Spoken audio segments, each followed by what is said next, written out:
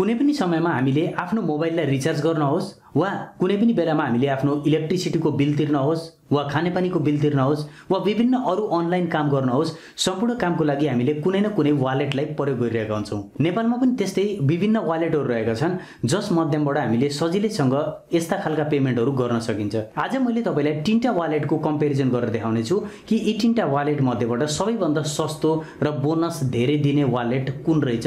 तपाईले यो भिडियो हेरिसकेपछि आफै जान्नुहुनेछ। यदि तपाईले पनि जान्न चाहनुहुन्छ कि IME Pay, खल्ती र e-सेवा मध्येबाट सबैभन्दा सस्तो सर्भिसहरू कसले प्रोवाइड गरेको छ भने यो भिडियोलाई अन्तिमसम्म हेर्नुहोला। साथीहरु, यदि तपाईले यो भिडियोलाई YouTube च्यानल अन्तर्गत हेर्दै हुनुहुन्छ भने YouTube च्यानललाई सब्स्क्राइब गरिदिनु होला, साइडमा रहेको बेल आइकन प्रेस गरेर अल नोटिफिकेसन अन गरिदिनु होला र यदि तपाईले यसलाई Facebook पेज अन्तर्गत हेर्दै हुनुहुन्छ भने Facebook पेजलाई लाइक गरिदिनु होला, जसले गर्दाखेरि आगामी समयमा आउने यस्तै खालका भिडियोहरू मिस हुने छैनन्। नमस्कार, म कृष्णघिमिरे आजको यो भिडियोमा तपाईलाई स्वागत गर्न चाहन्छु। ल साथीहरु, टपिक सुरु गरौँ। साथीहरु, अगाडि बढ्नभन्दा पहिले आज हामीले तीनटा वालेटको बीचमा कम्पेरिजन गर्न गइरहेका छौं। त्यसैले गर्दा प्रत्येक वालेटको लागि 100 लाइक त बन्छ। त्यसैले गर्दा साथीहरु 300 लाइकको टार्गेट पूरा गरिदिनु होला एउटा लाइक गरेर।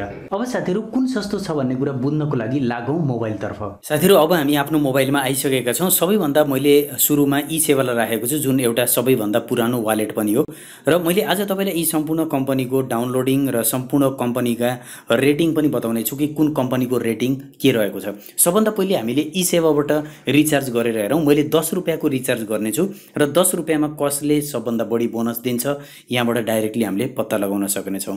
e-सेवा एकदमै पुरानो कम्पनी हो साथीहरु। लगभग 1 मिलियन डाउनलोड भएका छन् यसमा प्ले स्टोरमा।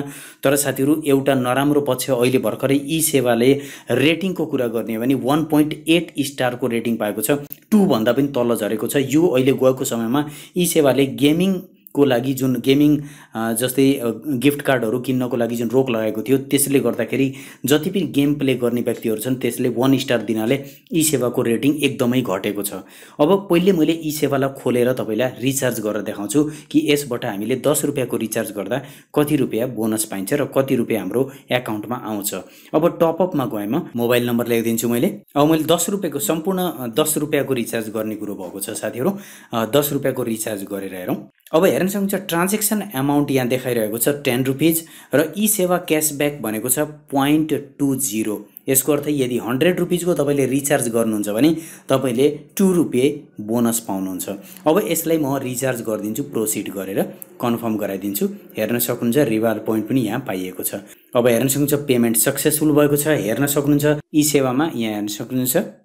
अब यहाँ केही बोनसहरू उसले दिएको रहेछ, तर पनि हामीले अहिले यसबाट पाएको बोनस 0.20 मात्रै रहेको छ। अब साथीहरु, म दोस्रो एप्लिकेसनतिर लाग्न चाहन्छु। अब दोस्रो एप्लिकेसनको कुरा गर्ने भने IME Pay। साथीहरु, अहिले तपाईलाई म बताउन चाहन्छु IME Pay यी तीनटै वालेट भन्दा सबैभन्दा टपमा आएको छ।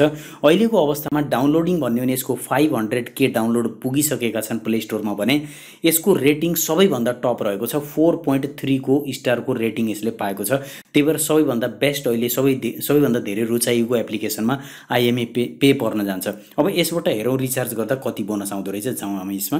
अब हेर्न सक्नुहुन्छ यहाँनिर पनि हामीले मोबाइल टपअप गर्ने हो। अब मोबाइल नम्बर भनेको छ 10 रुपैयाँ नै रिचार्ज गर्ने हो साथीहरु। हामीले जस्ट नेक्स्ट गरिदिउँ, भेरिफाई गरिदिन्छु मैले। अब यतापट्टि हेर्न सक्नुहुन्छ ट्रान्जेक्सन अमाउन्ट 10 रुपीज र प्लस भनेको छ रुपीज 0.2। e-सेवा र यसले दिने जुन छुट रहेछ इक्वल छ साथीहरु, कुनै पनि फरक रहन्छ। पे गर्दियौं हामीले यहाँबाट। अब हेर्न सक्नुहुन्छ पे भइसकेको छ।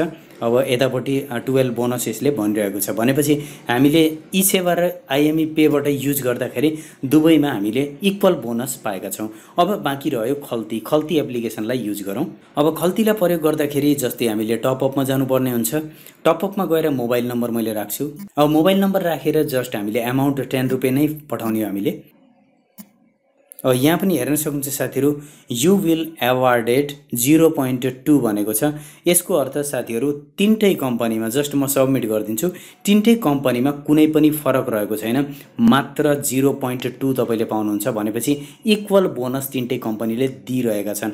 यसको अर्थ साथीहरु हामीले बुझ्न सकिन्छ यी तीनटा कम्पनी मध्येबाट तपाईले यदि कुनै पनि वालेट प्रयोग गर्नुहुन्छ भने सबैको इक्वल बोनस छ। यदि तपाईले प्रयोग गरिराख्नु भएको छ एउटा वालेट भने अर्कोमा कतै धेरै बोनस त दिइरहेको छैन भन्ने चिन्ताले सताइरहेको छ भने टेन्सन नलिनु, सबैको इक्वल छ। अब साथीहरु खल्ती एप्लिकेसनको बारेमा मैले बताउन एउटा कुरा बिर्सेको थिएँ।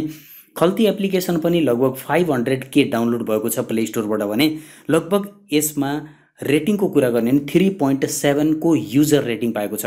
यो पनि e-Sewa जस्तै गेम प्ले कार्डहरूको लागि यसले पनि रोक लगाएको थियो, जसले गर्दाखेरि गेमिङ पर्सनहरूले यसलाई पनि 1 स्टार दिनाले यसको रेटिङ पनि 3.7 मा झरिसकेको छ। यसमा सबैभन्दा बेस्ट रेटिङ अहिले IME Pay ले पाइरहेको छ र e-Sewa को रेटिङ एकदमै डाउन भएको छ। आशा गर्दछु साथीहरु भिडियो हेरेर पक्कै पनि तपाईले यो कम्पेरिजनबाट थाहा पाउनु भएको छ कि कुनबाट रिचार्ज गर्दा हामीलाई सस्तो पर्छ। सबै इक्वल छ साथीहरु, मेरो तर्फबाट हेर्नुभयो भर्खरै तपाईले। आशा गर्दछु भिडियो तपाईलाई मन परेको छ। भिडियो मन पराउनु भएको छ भने लाइक गरिदिनु होला। आशा गर्दछु साथीहरु यो कम्पेरिजनबाट पक्कै पनि तपाईले कुन वालेट तपाईको लागि सबैभन्दा उपयुक्त छ पत्ता लगाइसक्नु भएको छ होला। यदि सम्पूर्ण कुरा जानकारी पाउनु भएको छ भने प्लिज साथीहरु भिडियोलाई लाइक गरिदिनु होला। धेरैभन्दा धेरै साथीहरुलाई भिडियो शेयर गरिदिनु होला। भिडियोको बारेमा के भन्न चाहनुहुन्छ भने कमेन्ट गरिदिनु होला। मलाई पर्सनली जोडिन चाहनुहुन्छ भने टेक्निकलभ्यू 71 इन्स्टाग्राम आइडीमा फलो गर्नु होला। आजको लागि यति राख्न चाहन्छु। छिट्टै नयाँ भिडियोमा भेट्नु नै छ। धन्यवाद।